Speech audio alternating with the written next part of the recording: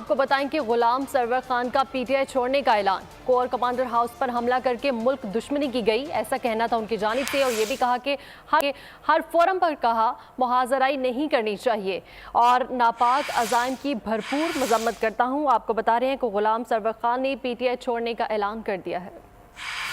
ان کا مزید کیا کہنا تھا آئیے آپ کو بتاتے ہیں۔ میرے خاندان ست میں آئے ہوئے تقریباً 50 سال ہو چکے ہیں۔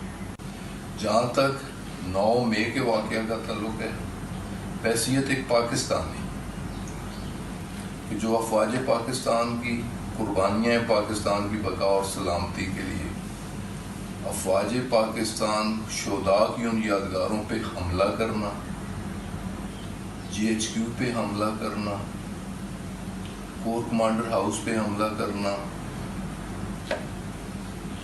میاں والی بیس پہ حملہ کرنا، وہ حملہ آور ملک دشمنی کے مرتکب ہوئے۔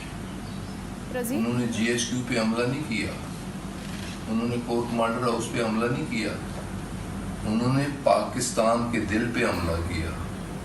سندھ کے وزیر شرجیل انعام میمن کا کہنا ہے کہ پیپلز بس سروس کا دائرہ صوبے کے دیگر